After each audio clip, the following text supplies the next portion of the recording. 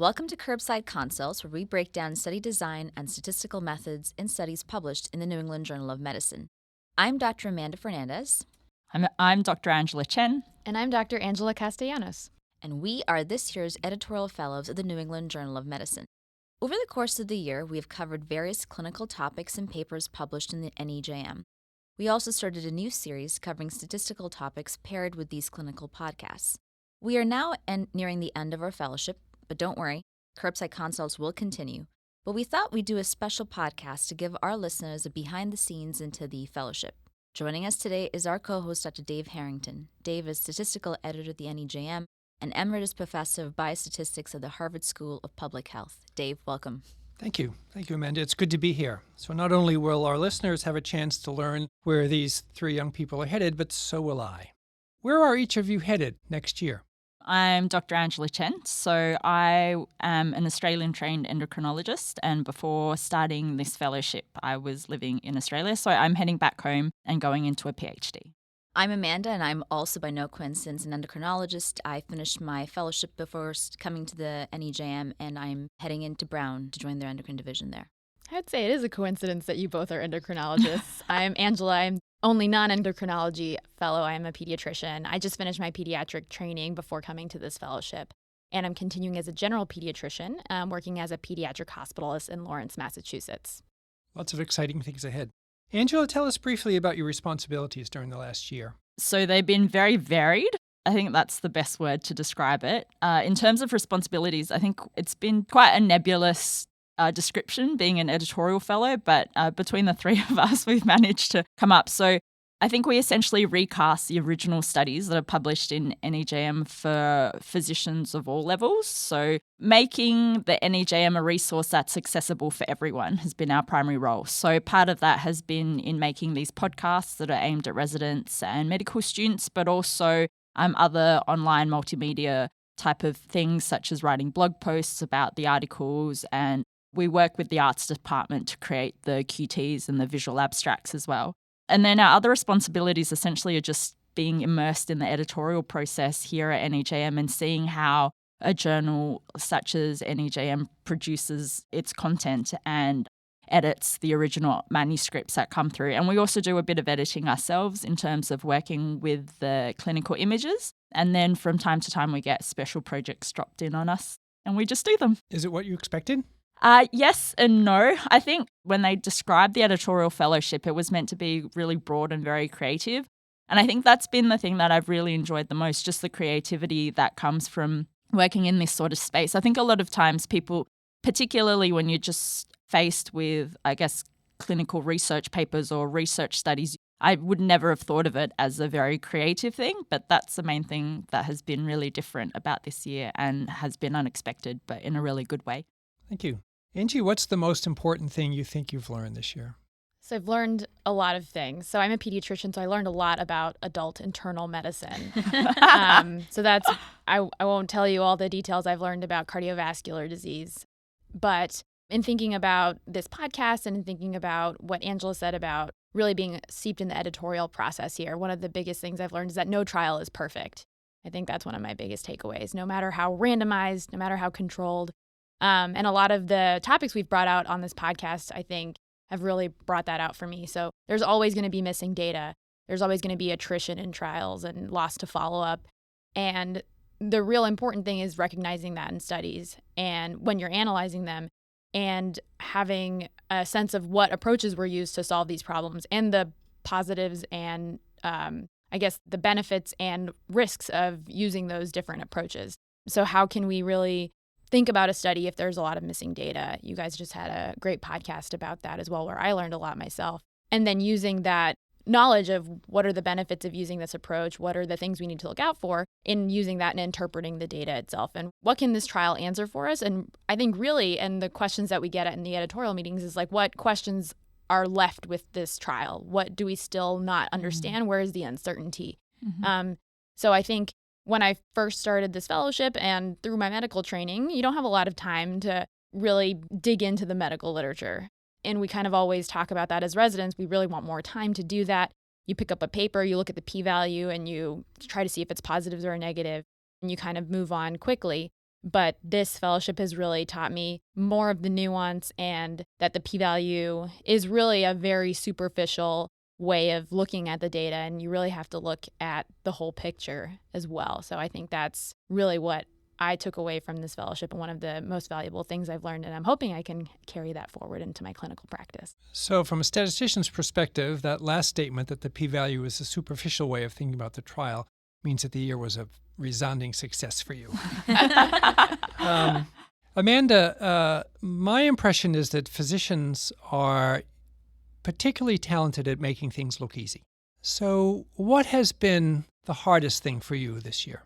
That is a good question. I think to kind of echo and carry on what Angela just talked about, as a clinical resident and fellow, there's a lot of time that you spend just seeing patients and then trying to apply what evidence base it is to their care.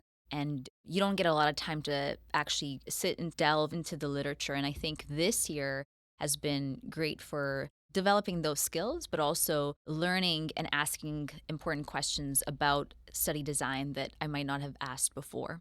And then, like Dr. Drazen always does when we're sitting at these meetings, what does this mean for the patient? And taking it back to that, I think, has been a very good learning experience, but it's been challenging to learn that process. And I think as the year comes to an end, it's probably taken the full year. I don't even think I've mastered it yet, but I've definitely developed important skills, and I know that I can still work on this in the future. Do you have advice for people in the field, people working as physicians, of how they might be able to get that kind of information or that background that you've gained here? Well, I think that our statistical podcasts for us have been a great learning experience, and we hope that for people who are listening to them, they are able to also learn a lot from them. And so I think that that's a great starting point. There's a lot of resources that through the NEJM I've learned about. So for instance, Journal Watch, just in terms of keeping up with literature, it becomes very challenging. And so I think as a trainee, making sure that you're aware of these resources is critically important, because in trying to balance clinical duties and then just a good work-life balance is challenging, but making sure that you know what these resources are to stay on top of everything is important. Angela, will you practice medicine differently based on your experiences here? Yeah, so absolutely. And I think to once again echo what Angie and Amanda had said, in part it's because of that kind of rigor that we've had in critically appraising the literature. I think a lot of the times as a resident and even as a fellow, I probably took things a bit for granted and definitely relied on the p-value in a paper far too much than I should have, without thinking about the broader implications. So I think after this year, being in the editorial process, I have become more skeptical of research findings and probably have a better understanding of the nuances and how to think about them in real life circumstances outside of the trial setting. I think that's been particularly important. But then just more broadly, the whole experience of NEJM, and as Amanda was saying, Dr. Drazen always talks about how to take it back to patient outcomes. And you really realize kind of the power of a trial, not just in terms of the clinical implications for the patient, but each trial or each study that is performed has implications for the potential directions that policy goes in, potential directions of guidelines go in, potential directions for future research. And through this experience, you really see the bigger ecosystem of what medical research does and what its value is and why we should be thinking about it more as residents beyond just what the paper results show, which are important in and of themselves. So I think that's something that isn't really spelt out, is not very tangible concept, but has been something that I've found to be particularly valuable throughout this year and just hopefully will continue to use as I move through. Thank you. It's a great perspective. Is there something you learned about endocrinology that might change the way you practice medicine? I think that's been something that has really resounded with me. So to think about the bread and butter things that I do, like diabetes, cardiovascular disease prevention, they are very important. And they affect a lot more people, say, than some other rarer disease in endocrinology. And that's been something, I think, that's been a perspective shift for me. And I think it's been really nice. So I've appreciated that. Thank you. To chime in a little bit, I think this year we attend these biweekly meetings. And it's very impressive because you have editors that their area of specialty varies. You have our statisticians, and all of them are engaged in this very rich conversation. And sometimes it's not on topics that they're comfortable with. Yeah. It's out of their expertise area. But it's just been an eye-opening experience to see that happen. And I think that's been a learning process. And Dave, you've been part of some of those conversations where for us as trainees and learners watching that, it's just been just a great experience to watch, because I think what it's really taught me as well is that sometimes you really need to step back and you look at a paper and really there are these basic questions you need to ask about what it means. And you don't necessarily, just because you're in a subspecialty, you tend to get a little narrow-minded, but sometimes you need to step back. You can still have good comments to make on papers that you don't even have expertise on. One of the fascinating aspects of those conversations is how often they start with a physician saying, well, we don't know the best way to treat this disease. And then the discussion will then go rather more deeply into a paper that may be suggesting another way to treat a disease. Angie, tell us what you've learned about research and whether you've changed your view of research beyond discarding the superficial p-value. I think one of my biggest lessons about research in general is that the medical literature and research is a conversation, and it's an ongoing conversation. Sometimes these conversations can take years to play out because that's how long it takes to design, implement, analyze, and publish a trial. So a trial will ask a question and have a result, and someone based on that question or a subgroup analysis in that question will say, you know, maybe there's something here, maybe there was a signal, and they want to pick up that question and move forward. And I know we've spent a lot of time talking about subgroup analyses this year, and just watching kind of that conversation play out. What's been great about these editorial meetings that we've talked about is when people are engaging in topics that aren't in their area of expertise, they say, this is where the medical literature started, and this is how we got to the point that we are with this question. So that's kind of to that point where you were talking about when we say, this is how we've been treating something, a disease, for a while, but maybe we don't have the best evidence to show why we've been doing that. So maybe this is the time to answer that question. So that the medical literature is an ongoing conversation. It's really important to understand where that question came from, why we're asking those questions, why we are in a point of the evidence-based practices where we are at now, and how those questions kind of propagate future research. I think Angela was talking about that earlier. And then once we do talk about this conversation and this conversation goes on for years, the nitty-gritty really makes me appreciate how hard it is to design, perform, analyze a clinical trial. At every step, there are challenges, there are problems. And then when you, as a trainee, kind of reduce it to the abstract, you really lose sight of how thoughtful and how difficult it was to actually perform this study. And I think the other thing about research is that while people are conducting research and you're designing a study, you're exposing people to risk when you are exposing people to new treatments, or you're exposing people to two different arms of a trial where you don't really know exactly what's going to help them. So the other thing that we keep coming back to is how does this affect the patient, is really understanding that clinical trials are about trying to do our best to answer a question, but trying to do it in a very safe and efficient and helpful way to make sure we get the best results for the patients. So just a lot of appreciation for the world of the clinical trial and other kinds of trials too. I think we've talked about database research as well, but how much thought and care goes into all this work to be able to have a meaningful and interpretable result. Has the year caused you to rethink the role of research in your own career as you go forward? As fellows, we have, like Angela said, we try to make the research more accessible to trainees. And the New England Journal of Medicine readership are physicians, but there's also the public. So we all look at the studies and we have our nuanced analysis, and then we open our emails and we have the headlines that kind of like boil these studies down to yes or no, positive or negative, without really addressing the nuances. And for myself, in terms of how research plays into my role, I feel, especially as a pediatrician, a bigger mission to interpret this research for families as well. So not necessarily participating in the world of clinical trials or research, but really participating in how we communicate these results to the people that these results are affecting. So Amanda, it might seem odd for someone who is in their training to become embedded in a situation that doesn't necessarily have a clinical component. So would you recommend this to other fellows who might apply for this position versus a more traditional fellowship in a cardiology department or an endocrinology department?